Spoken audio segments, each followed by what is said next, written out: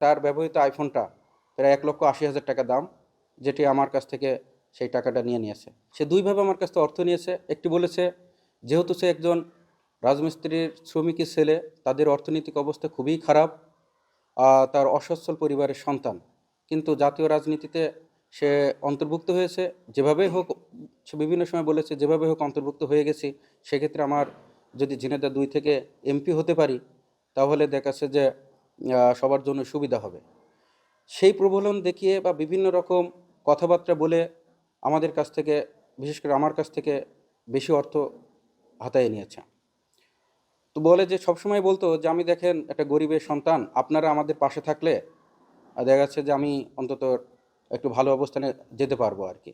তো তারই পরিপ্রেক্ষিতে বিভিন্ন সময় দলের প্রোগ্রাম বাবদ টাকা নিয়েছে এবং নিজের কিছু প্রয়োজনীয় জিনিসপত্র কেনার জন্যও টাকা নিয়েছে। তার ভিতর উল্লেখযোগ্য, সে সে বলেছে, বলতো বিভিন্ন সময়, যেহেতু আমি আমার কাছে তো অর্থ নাই, আমার তো জাতীয় পর্যায়ে রাজনীতি করে একটি ভালো মোবাইল না হলে আমার হয় না, ভাই আপনার কি যেভাবে হোক একটা মোবাইলের ব্যবস্থা করে দেন, একটা আইফোন কিনবো। আপনারা দেখবেন তার ব্যবহৃত আইফোনটা প্রায় 1,80,000 টাকা দাম, যেটি আমার কাছ থেকে সেই টাকাটা নিয়েছে। সে একটা ল্যাপটপ আছে, সেই ল্যাপটপ আমার কাছ থেকে নিয়ে কেনা। তার বাসায় কিছু আসবাবপত্র আছে, যে বিভিন্ন সময় নিজের প্রয়োজনের জন্য আমার কাছ থেকে টাকা দিয়ে এগুলো কিনেছে।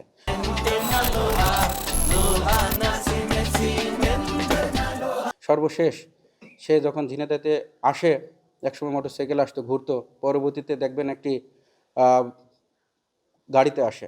সেই গাড়ির কিস্তির টাকা, এবং সে গাড়িটা লোনের ছিল, কিস্তির টাকা লাস্ট 16টা কিস্তি আমার দিয়ে নিয়ে দিয়েছে এবং বলছে যে গাড়ি ছাড়া তো আমাদের চলাচল স্ট্যাটাস হয় না, গাড়ি অবশ্যই দরকার, ভাই যেভাবে হোক একটু ম্যানেজ করে কিছু টাকা দিন, আমরা গাড়ি কিনি। পরবর্তীতে এই কিস্তির টাকা নিয়ে সে গাড়িটা ক্রয় করে।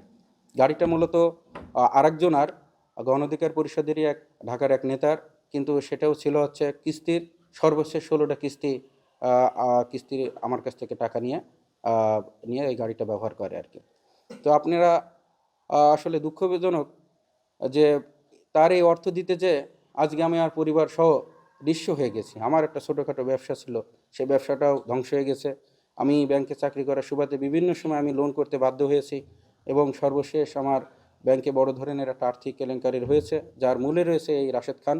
আমাকে বিভিন্ন রকম চাপ দিয়ে মূলত এটা করাইছে আর কি। অনেকক্ষণ লাগে। সে আসলে মানুষ হিসেবে অত্যন্ত ঘৃণিত একজন মানুষ। সামনেও একরকম, তার ভিতরের একটা নোংরা জগৎ আছে।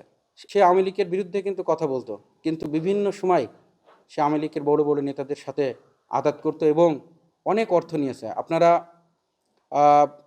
জেনে অবাক হবেন, একজন সাধারণ মানুষ এইভাবে জীবনযাপন করতে পারে না। তার যে অর্থনৈতিক অবস্থা, পারিবারিক অবস্থা, এইভাবে কখনো জীবনযাপন করতে পারে না।